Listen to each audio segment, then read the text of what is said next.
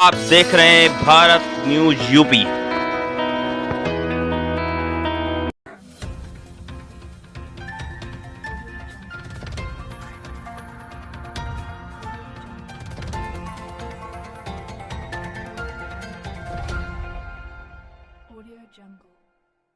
भाजपा के जिला पंचायत अध्यक्ष दद्दन मिश्रा ने अपने आवास पर प्रेस वार्ता के दौरान भाजपा सरकार के 4.5 साल में किए गए कार्यों का किया बखान। प्रेस वार्ता के दौरान क्या कहा श्री दद्दन मिश्रा ने, जानिए। बनने के बाद कैबिनेट की पहली बैठक में किसानों को 1 लाख तक का ऋण माफ किया जाएगा और अपने वादे के मुताबिक कैबिनेट की पहली बैठक में किसानों के 1 लाख के ऋण माफी का निर्णय लिया गया, जिसका व्यापक लाभ हमारे इस पिछड़ा क्षेत्र को जो है बिंगा विधानसभा वासियों को मिला है, क्योंकि यहाँ पर लोग केसीसी करवा करके जो है उसकी भरपाई नहीं कर पा रहे थे। तो खासतौर से जो है ऐसे किसानों को बहुत उसका लाभ मिला है। आज कि किसानों के जीवन स्तर को उठाने के लिए, किसानों के जीवन में खुशहाली लाने के लिए, किसानों की आय को बढ़ाने के लिए, आय को बढ़ा करके दोगुना करने के लिए बहुत सारी योजनाएं चली। लेकिन जैसा कि हमारे पूर्व प्रधानमंत्री जी ने खुले मन से स्वीकार किया था कि हम भारत सरकार से जो रुपया भेजते हैं, गांव में पहुंचते पहुंचते 15 पैसा रह जाता है, बाकी का 85 पैसा बिचौलिए खा जाया करते हैं।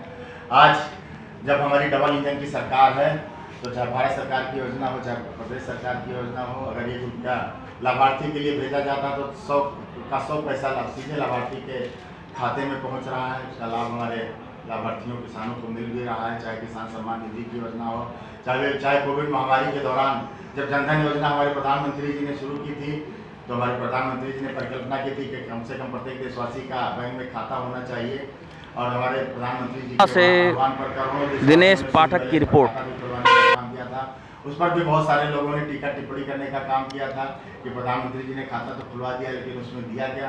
तो जब अभी कोविड महामारी का दौर चल रहा था, तो पूरी दुनिया तरह में तराई कर रही थी और हमारे देश की आबादी को देखते हुए पूरी दुनिया के लोग आशंकित थे कि भारत में तो बहुत तबाही मच जाएगी जो है।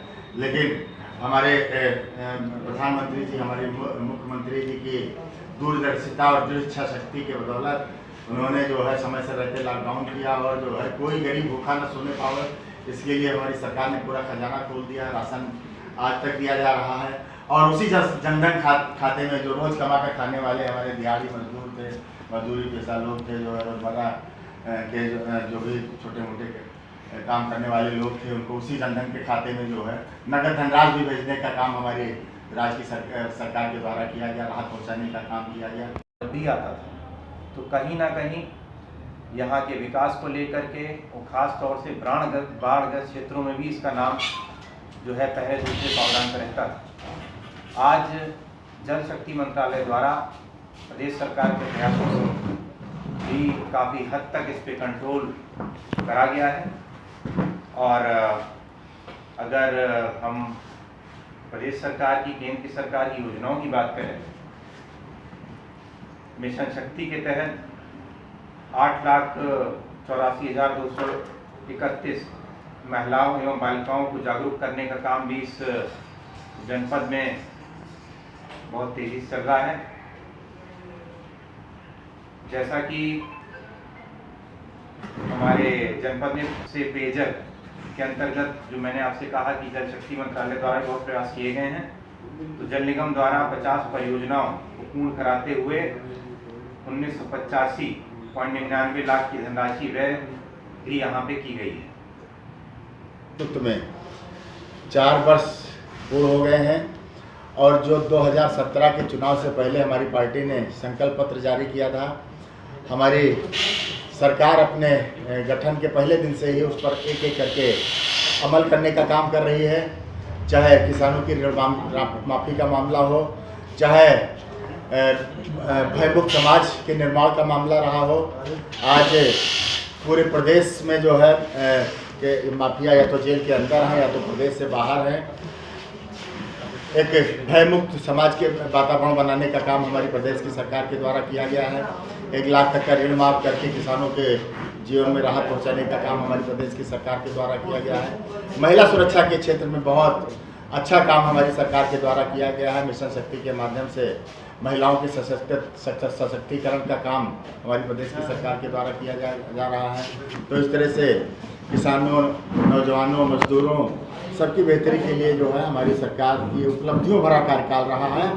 और मैं समझता हूँ कि जो पिछले 50 वर्षों में जो कुछ नहीं हो पाया था, इन 4.5 वर्षों में हमारी प्रदेश की सरकार ने करके दिखाया। आने वाली विधानसभा चुनाव में समाजवादी पार्टी 400 सीटों का दावा कर रही है, क्या कहना चाहेंगे? देखिए, ये उनका दिवा स्वप्न है और प्रदेश की जनता भली भांति समझ चुकी है, उनके कुशासन को देख चुकी है और योगी आदित्यनाथ जी के सुशासन को भी देख रही है। और जो सी न्यूज़ सहित विभिन्न एजेंसियों के जो सर्वे बता रहे हैं कि 2022 के विधानसभा के आम चुनाव में पुनः भारतीय जनता पार्टी की सरकार पूर्ण प्रचंड बहुमत के साथ वापस आ रही है।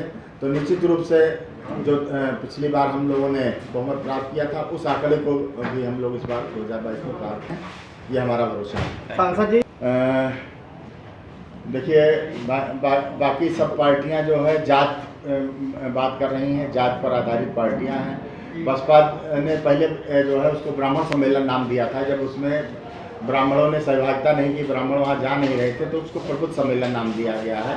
लेकिन प्राय देखने में आ रहा है कि उसमें प्रबुद्ध के नाम पर जो बहुजन समाज पार्टी के जो कैडर के लोग हैं वही लोग उसमें